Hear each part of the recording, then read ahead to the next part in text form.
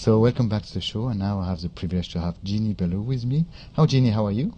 I'm great. How are you, Bertrand? I'm great. It's such a pleasure to be with you and be sharing your wisdom with our listeners. So thank you very much for being here. Thank you. It's my privilege. Yeah, it's so great. So, Jeannie, before we start really the show, can you talk about you and how did you arrive to do what you're doing now? Well, it's been somewhat of a journey as it is for a lot of people. You know, when you have to do a lot of adapting and go through changes. I started out, I'll give you my history in a short thumbnail. I started out teaching English as a second language. And that's what I got my master's in. And I taught for a while, and then I was a single parent like you, and I needed to increase my income and have more steady income. So I got into corporate training, and I learned a lot there. I was teaching writing, so actually started teaching writing in 1987, so a ways back. And then I got into corporate training, and that taught me a lot about how best to communicate, with people and how to organize things. I did design and development of workshops, sometimes on a very large scale. I was involved in Ford Motor Company's first ever global diversity training. So that was excellent education for me to help me to think structurally about big projects. Little did I know that was preparing me for working with books.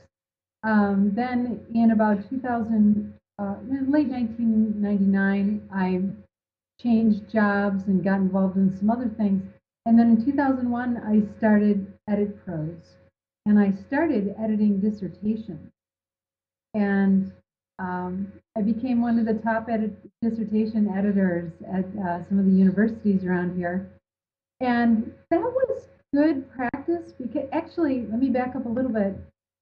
The way that I got into that was I realized that one of my gifts, and I think this connects with your show and with your readers, is that one of my gifts is helping people to manifest their dreams. So I love nothing more when somebody tells me they want to do something. I get all excited about how can we make that happen. And so I wasn't even thinking about writing at all. I was just thinking about helping people to manifest their dreams. And in fact, the very first name for my business was Dreamcatcher. Yeah. And so the first client that I had said, wow, I have a dissertation that I want to write, and I'm really struggling with it. Can you help me with that? I said, sure, why not? I had never done that before. It was a learning curve for me. So I just charged him a very small amount. And I dove in, and I thought, well, I can always learn. So I taught myself how to edit, and I worked with dissertation writers for a couple of years. And then I started getting a little tired of dissertations. They were pretty dry, and I wanted something more interesting to read. So I got into books, and I started as an editor of manuscripts. So people hired me to look at their manuscripts before sending them to publishers. They had lots of questions like, is it worth sending out? Do you think that it's publishable? If not, what do I need to do to improve it? So some of my clients were fiction writers, some were nonfiction writers, but I had a balance. And so as I worked with people over time, I started seeing patterns and getting ideas for what I could do to help improve their writing. And I kept thinking, oh, if only I could have worked with these people before they started this book. I could have helped them a lot. I could have saved them a lot of, you know, angst and time and effort because sometimes their books really were not ready to send to a publisher. And it was a very hard job to have to tell someone that. Even though that's what they wanted me to do, but it's still bad news. It's delivering bad news. So it's a lot easier to start a book right from the beginning than it is to fix a book that has problems. Yeah, I can guess this. But I also could feel when you were saying this, the little sadness you had inside you when you said that the book was not ready. It's like you are really fully committed for people to express their authentic voice and who they are and through their writing. And that's really lovely. You know?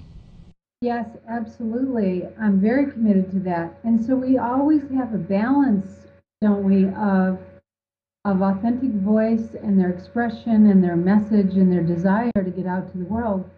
And we have to balance that with skill and competence because it's an extremely competitive environment to get published. And it has become all the more so, especially in the past 5 years, way more than even when I started this business 10 years ago. I have just watched what's happened in the publishing world. It has become extremely competitive. So I know that I am best representing my client if I'm really honest and tell them what I see. Although it's really hard to tell someone that, it's kind of because people get very attached, you know, to their writing. They get very attached to their words and their expression because it's so personal. It's creative, it's very, very personal, and it's theirs. And it's like their baby, you know? And it's their dream and it's their baby. And it's kind of like having to tell someone your baby is ugly, or your baby has problems. And nobody wants to hear that. Nobody wants to hear that. It's very hard to hear. I've been in that situation myself as a writer. I'm working on my third novel, and I have presented my novel to agents or to other editors, and to get feedback, boy, it's scary. So I wanted to know what it feels like to be in the shoes of the writer as well as on the other end, not just the editor and critic. It's one of the reasons I started writing, also because I wanted to have the experience. But it has given me a lot of empathy for writers. I feel where they are. And so I work very hard to be as gentle as I can, but also clear. Because I'm not doing them any service if I don't tell them what I see. So, Yeah, which I fully understand. And it is really difficult to write because I'm writing my own book and I can see how difficult it is, especially to clarify the flow of what we want to do. And it is changing all the time. That's my problem. But I do understand that it is a baby, it's an expression of us. And what you're doing is really helping people to get their ideas, their expression, what they want to do, what they want to share to the world into a way that makes sense. Yeah. yeah. Yeah. Yeah, exactly. Because it's one thing to have your baby at home and not have anybody else see it, and just keep this sort of private world unto yourself. It's a whole other thing when you want to push your baby out into the world and have your baby survive, not just survive, but be successful, right? So um, uh, so we want to, of course, gear our own children for success and to have them be received, right, and positively. And so we work very hard as parents to try and prepare our children for that. And yet, often authors don't do that work with their books, and they don't realize they don't really know what they need to do. They just don't know enough, about what is required for their baby to survive and be successful in the world. And in trust and naivete, they sort of just push them out into the world, and when they're not ready, and then they get sent back. They get rejected, and it's so painful for people. And quite often, people will just quit. They stop when they get the rejection, and it's a very difficult experience. So that's part of what I do, is not only to help people prepare their manuscript to begin with, but I also work with them very closely on what to expect with the whole process of submitting to editors or to agents, and how that works. So, it's like having a guide. Another metaphor that I use is literary midwife. And, because it's this baby, right? And any writer will tell you, if they have a book inside of them, that's the way people describe it. I have a book inside of me, right? And they'll say, I'm feeling this pressure that is building and building, that I've got to get this book out. So there's some similarities, there's some, close ties to any creative act that is like a birth in a way. And my job is to help educate you, as this parent of this new impending book, to educate you and to be there really to give you lots of reassurance and comfort and hold your hand and coach you through the whole process all the way through to the end. I can see this, and this is probably where how you are describing yourself as a writer's architect. Sorry, that's really where this is coming from. So you are a midwife and an architect at the same time, which is, which is Well, I very, like both, metaphors because the midwife is very feminine and the architect is typically considered a little more masculine.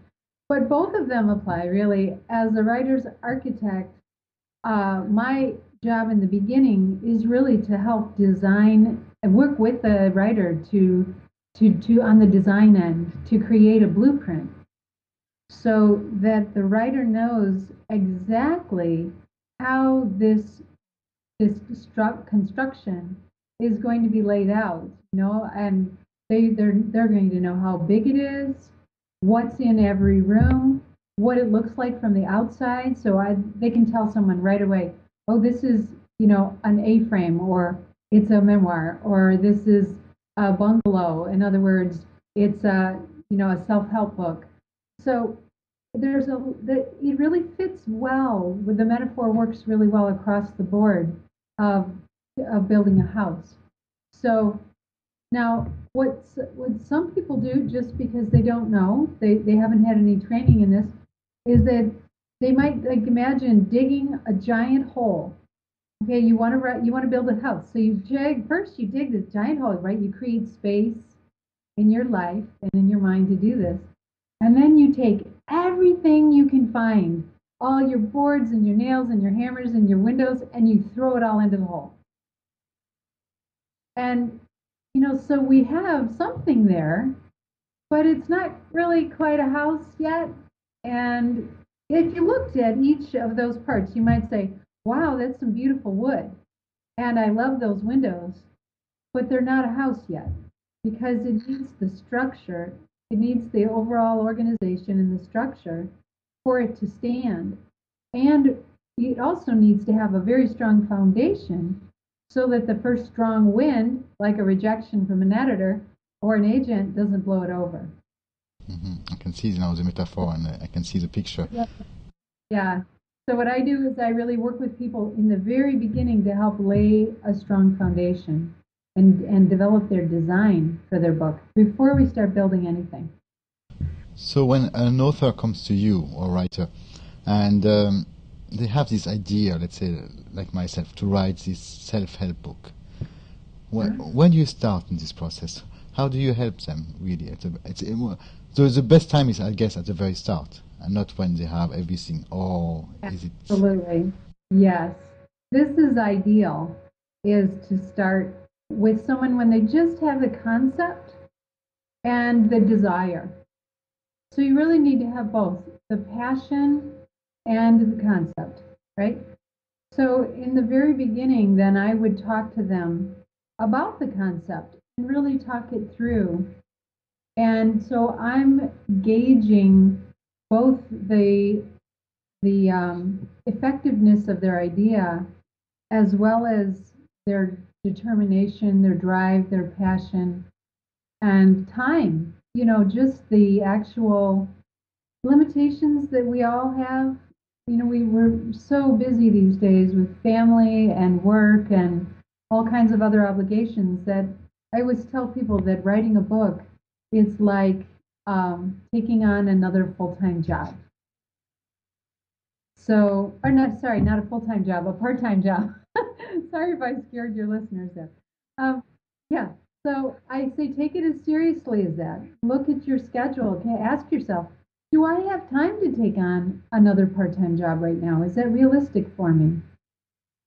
So, this is part of the reality check that I do with people is what I talk through the elements that they need in order to successfully see this project through to the end. So, Yeah, but you nearly scared me, not maybe not the listeners, but me when you say it's a full-time job and say, wow, I'm not really putting full-time in my book currently. But, feel like full time inside your mind anyway. yeah. Not sitting at the computer a lot of times. People are still thinking about it. But no, really, it's a part time job. You can make it a full time job if you did nothing else for a couple of months. I have one client who's doing that. In fact, she's taking a sabbatical from her job just to write a book. And that's so it can be a full time job. For most people, it's not. No, because I found also that sometimes you need to have the inspiration and you need to be in the flow when you're writing. And there are days where I don't write anything, but it's like the ideas are coming. And then suddenly it's just, wow, now it's coming. But I will not be able to do this full time because it will just be in front of the computer on a blank screen and hoping that things will come. Well, one of the benefits of creating a design before you start to write is that you aren't relying solely on inspiration. So imagine it's like taking a trip. And now there's different ways to approach that. You could just say, okay, I want to go to France and I have no plan. I'm just going to, get on the plane and go there and then just catch whatever train happens to be in the station at that time and hope I get a ride somewhere and see where I end up. And that can be a very exciting adventure. But if you're trying to meet someone or accomplish a task in that time, that can be a little frustrating because you're meandering. You don't ever really know when you've gotten where you need to go because you don't have a clear purpose. You don't have a clear objective set. So the difference between writing that way and writing with a design in mind, it's like having an itinerary for your trip. So you know every day where you're going to be and what you're going to do because you've already thought it all out ahead of time. Now, some people say, "Oh, that sounds really boring. I could never do that. It's too structured." Right? Does that does that sound like you, Bertrand? Yeah, a little bit like me. Yeah. Oh, it's too structured. It's too tight. It's too confining, right? So the way that I think about it, it's like a wild horse out in the field, and you want to have a corral around the horse, a fence, but a fence that is flexible, that can move with the horse, you know? So there are some constraints, there is some container for it, but there's also flexibility. So certainly when I work with a client and they have their book mapped out, usually what happens is partway into the process, if they realize, oh, this isn't the book that I need to write. I need to write a completely different book. That happens. I'm working with a client just this morning with this exact same thing happened with her. So we say, okay, let's talk this through. Let's refine your vision a little bit more. Just like building a house, sometimes you start with one design, but then you change it. You realize this just isn't me, or I don't like it. I'm not inspired. I'm bored with it.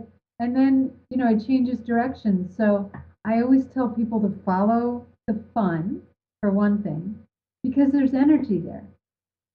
So that's a good indicator for you. So you want to follow the juice, follow the energy, follow the passion, follow the fun. And you might change courses, you might change horses in midstream, as they say. That's possible. But let's say you are staying with the same design, but then you realize, oh, I really want to have a much larger dining room. So we're going to bump out the back porch and turn that into a dining room. So we changed the design, right? So there's flexibility within that design. Does that help? Does that make sense? Yeah, it does make sense, and I think it's more or less what happened to me. That I started with a kind of a structure. And I Uh-huh. should have worked with you at the start, but I didn't know you. And then midway, I felt stuck. I couldn't write anymore until I Uh, changed it again, and now it's far more flowing, and it is more me. Yeah, Good. So you did exactly what I just described. Just completely. Yeah, on your completely. own. Yeah, but most of the listeners of this show are people that are passionate about the law of attraction and also of living consciously their life and feeling the joy of living life and being inspired and so on. And I guess at most because they have a story inside them. So do you think that everybody can really share the story and express it this way, or that if they have something to say, is it a book that is the best medium for this? Not necessarily. It's not unusual that in the process of my initial consultation with someone, that we explore other avenues.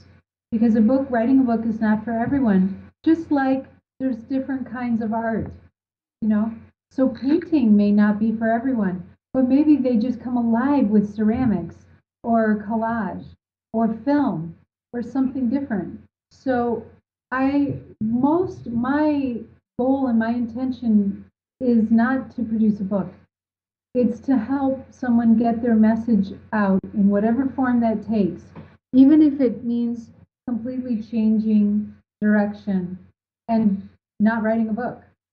So that's, this goes back to the dream catcher idea, where I started. Um, that really is what I'm all about is manifesting what is coming from above down to below, you know. And a lot of the clients that I work with, um, I am very conscious of spirit coming through them with the message that wants to come through.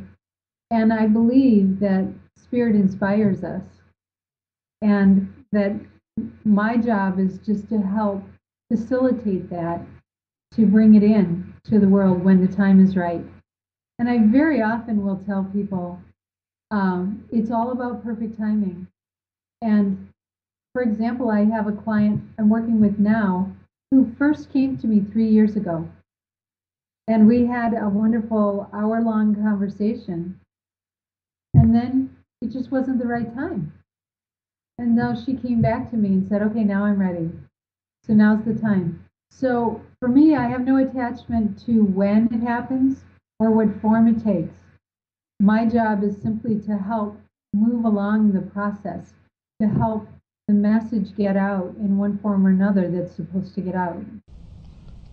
Okay, so it's like you are like bridging what we have inside us and then allowing this to be expressed and Yes, shared with as many people as possible in yes, different ways. Yeah, yes. Very nicely said. Thank you. that's why I'm writing a book. And for some people, it's writing. For other people, it's agony to write, and that is not their happiest medium. Uh, and in that case, talk with them and explore that. So I really I care most about the person and what they're doing. I'm not, you know, I'm not attached to the outcome. That's okay.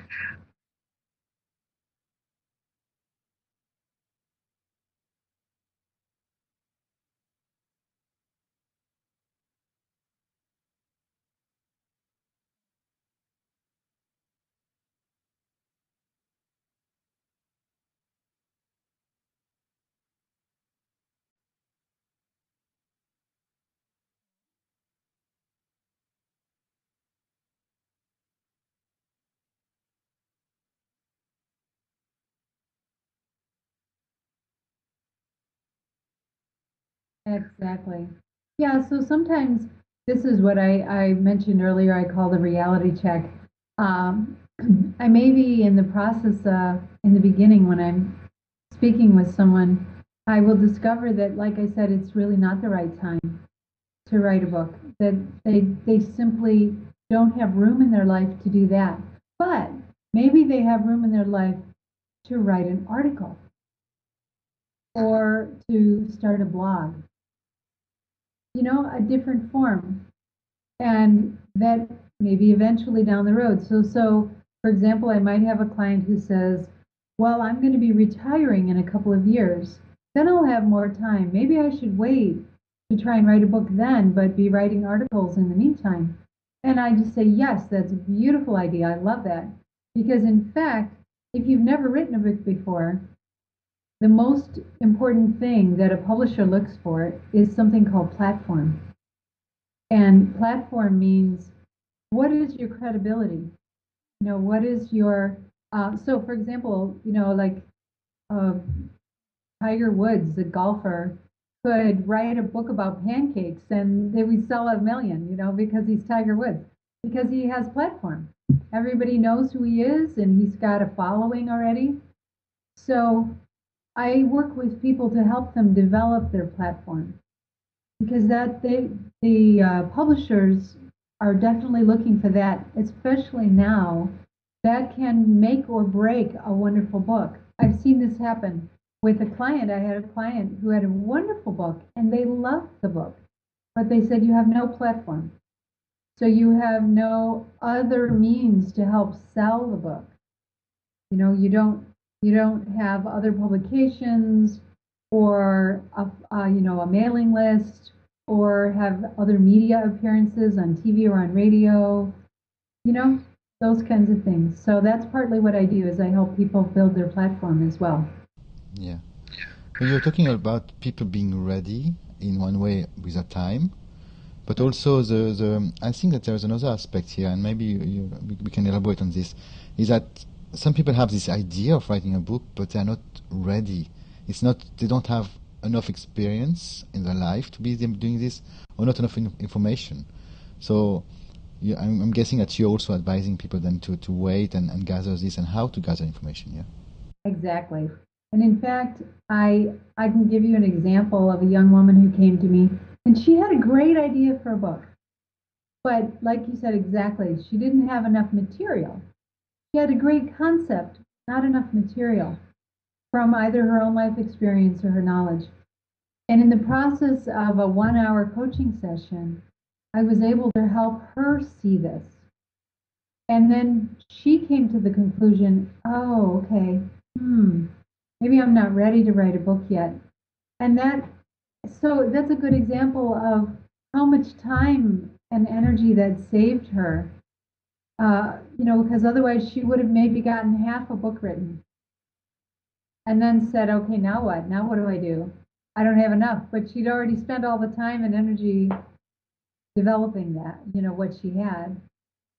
So, yeah. So And then she, and also, she's fine. yeah, and also she would have failed, which means that she would probably never try again. Exactly. And that's I really want to help people to prevent failure. Exactly. Because that's a tough lesson, and you're right that a lot of people who fall down when it comes to writing don't get back up. Sadly, they'll say, "Oh, I tried that. No, it didn't work." And they need a lot of encouragement to try it again. Yeah, which I do understand, because it's never good to fail, but also we're taking this very personally, and especially as you say, it's our baby, so we do this. Can we talk about the platform again? Because I think that this is really interesting, because there is this misconception that editors will do your marketing, and they will do not editors, publisher will do your marketing and do everything for you. And in fact, it's not really the case. They do some of this, of course, but not everything. You're absolutely right, and that is probably the biggest change that has happened in the last 10 years. It's been happening for quite a while. I'd say it's been slowly, gradually happening over the last 15 to 20 years. So even 20 years ago, it was not unusual for someone to send an idea to an editor at a publishing house, and they could write directly to them. They didn't always have to go through an agent. And the publisher would say, oh, this is a wonderful idea. I'm going to give you an advance, and you can live off that advance and write your book for the next year. Those days are long gone, long gone. There are a few very high-end authors who get that. Like, you might have a John Grisham or Stephen King. They get advances, but that's because the publishers are confident that they're going to earn it back, right? So if you're a new author, you have no standing, no credibility, and no promise for them that they will get back the investment that they put into you. So that it's really about a business. So publishing today, I mean, really, in some respects, it needs a name. It's almost more like printing because so much is expected of the author. And that is a big selling point. That's one of the things I work on with people when I do coaching for publication is to help them develop their proposal in such a way that really convinces the editor that this person knows how to market their writing and is planning to do so, that they have a plan, actually have a marketing plan. And most people who are just have an idea for a book are like, are you kidding? That's, I don't, that seems so overwhelming. Not only have I not written the book yet, but I sure don't have a marketing plan, you know. So, that can feel overwhelming. So this is something I help people to understand right from the very beginning, of what they're getting into. So I educate people about the process. Hmm. Yeah, I can. That's something also I learned, and partly from you, that we need this. But what you just made me realize, and that I never really understood this, that the radio show, because this book of mine is in I've been working on this for the last 9 to 10 months, but I didn't understand why the radio show came, and now I just realize that it's part of my journey to develop my platform. When you're talking, Absolutely, absolutely, and you have a beautiful platform for a book.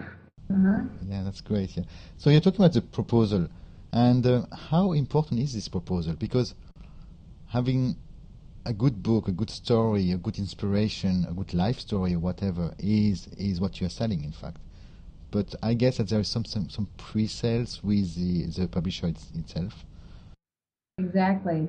Well, let me tell you how it works. It is very rare for an editor or an agent to read your whole book before making a decision. In fact, most of the time, they decide if they're even interested after reading the first 2 or 3 pages. If they don't like the first couple of pages, they will not continue reading. Your first 5 pages of a book are the most important pages in the whole book. So, for example, in one of my novels, I have rewritten the first chapter, probably 30 times. Because I know how important it is to get that first chapter right. So that's just the beginning. So they don't read the whole, they only read the whole book if they really feel excited about it and sure that they want to publish it.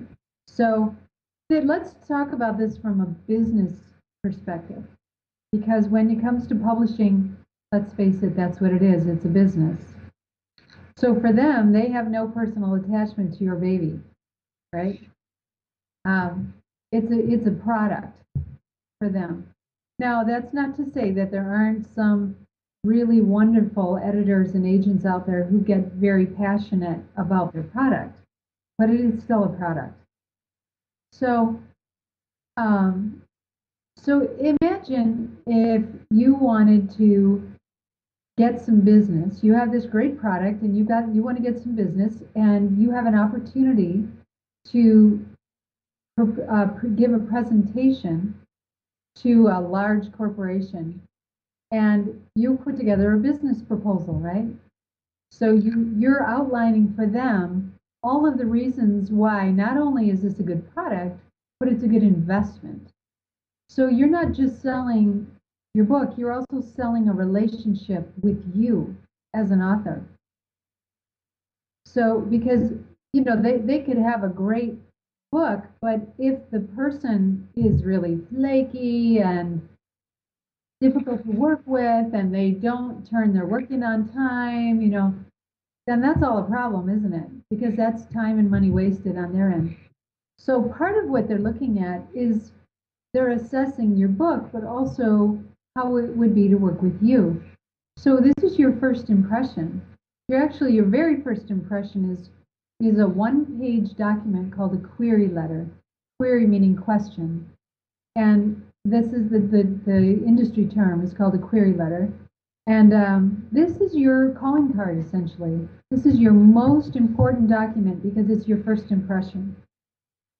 And that's what gets your foot in the door. If they like your query letter and maybe the first chapter or two of your book, then they'll ask for a proposal. Occasionally, they ask for a proposal along with the query letter. But typically, it's a letter first and then a proposal.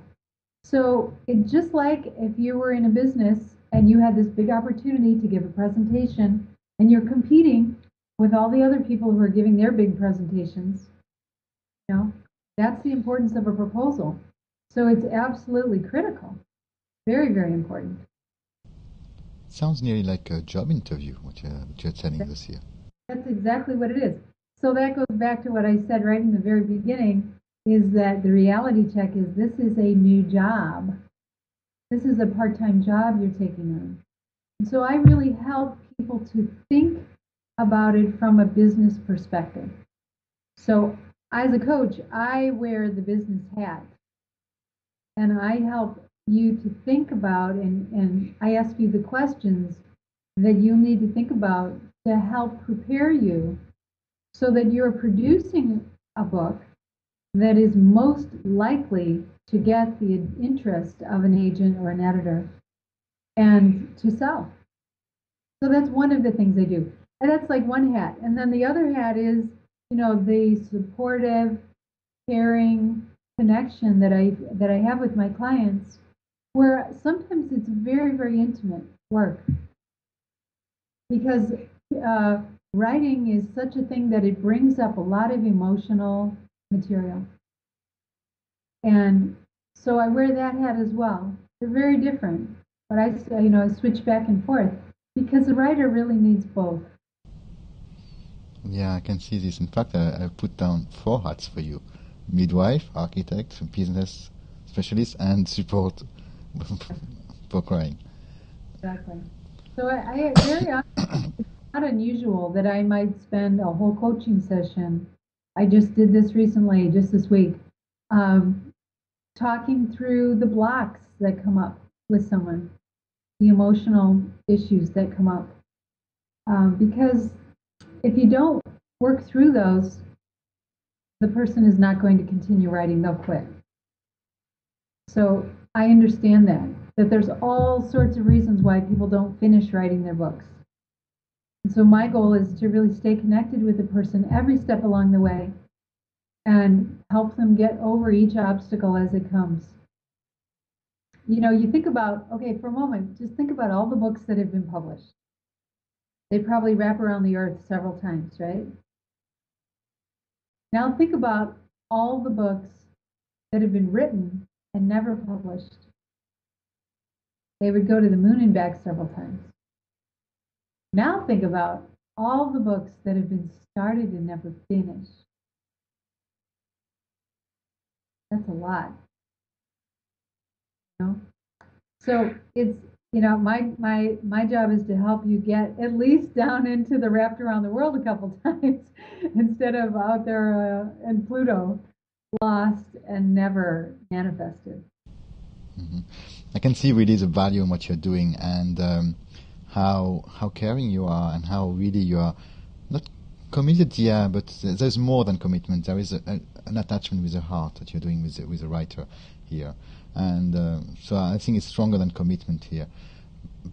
And but still, I think that if somebody has this great idea, this great calling inside them, that they should not give up. And maybe instead of trying to do everything on their own, trying to contact a person like you, because it is so important to have this support now. I understand this because it is overwhelming, I must say, what you all explained, but I feel also that if we are in good hands, it is not as overwhelming because there are steps that we have to take, but we are guided, we are helped with you.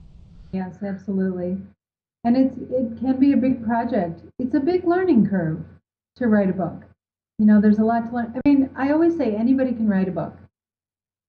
And it's really true. Anyone can write a book, but not everyone can write a book that can compete in the marketplace and get published. So it's sort of like the difference between being an amateur tennis player. Anybody can go out onto a tennis court with a racket and a ball and hit a ball around, right? But not everyone competes. And so typically, somebody who wants to compete, they hire a coach. Yeah, it's true in the sporting environment. It's also true in writing. Yeah, you can see the analogy here. So you're also a coach. So 5 hats now. Yeah, it's a skill. I mean, to a degree, it's a skill and a discipline, as well as an inspiration and a passion. It's both. And the best athletes have both. And you can see that come shining through when they perform. When they perform and also when they are well coached, I think. The two are working together. Absolutely. It's a very intimate relationship. It's not unlike an athletic coach and his or her athlete. One of the reasons I always do a free consultation up front is partly I want to be sure that we're a good fit both ways, because it's important to me that the people that I work with are that I see that level of commitment and passion and commitment to developing their skills. So you need to have both. And that's what I look for when I look for a client. And if I don't see that in the person, then I will pass them along. And I will say, maybe it would be good for you to read a few books on fiction writing, for example, or take a class, before you're ready to make an investment like this of working with me intimately, So I listen carefully to hear where they are at the time. And also, again, because my mission, my calling here is to help manifest what needs to be manifested.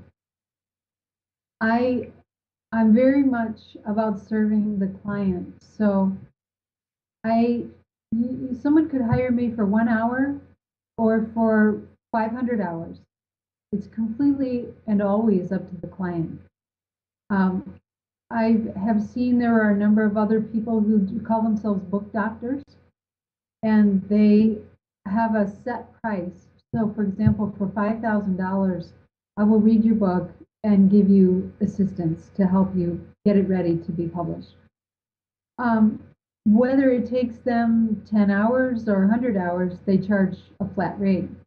But for me, I always want my clients to be in control.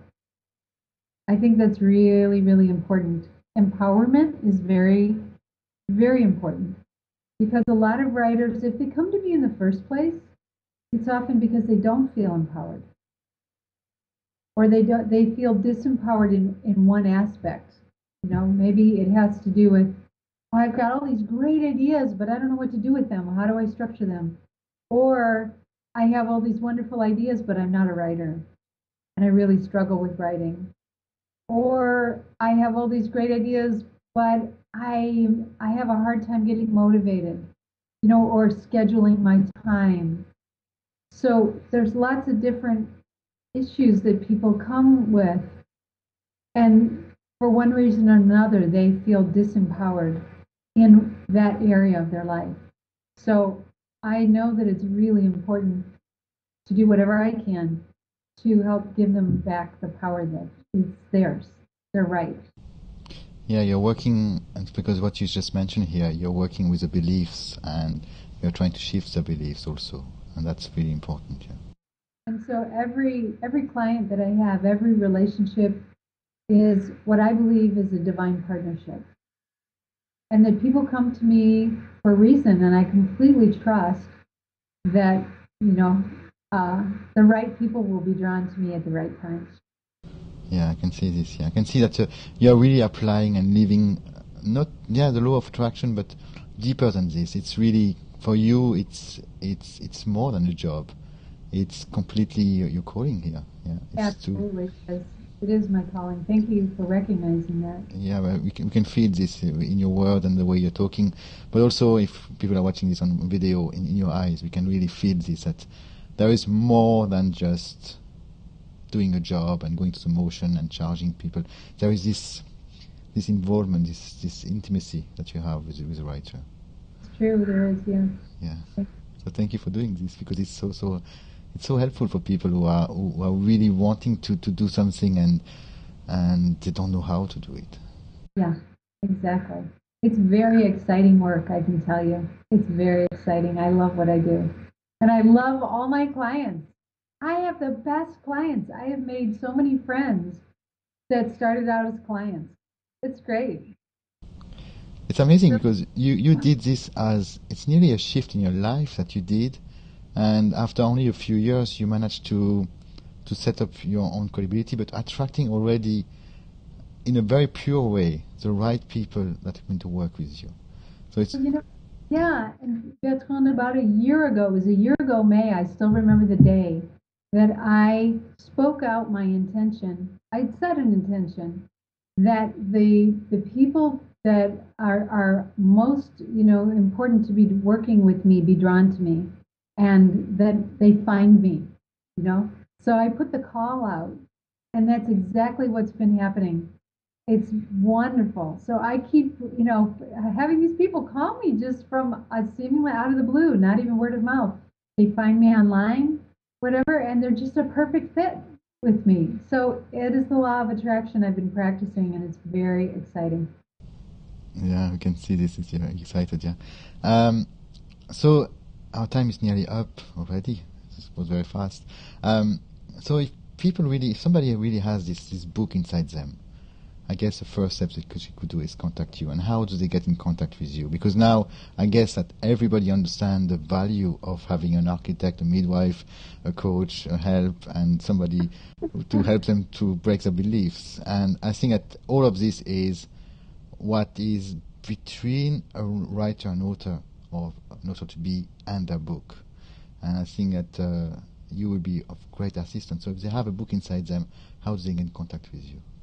Well, you can start just by going to my website at uh, www.editprose.com. That's EDIT, edit, prose, PROSE.com, editprose.com.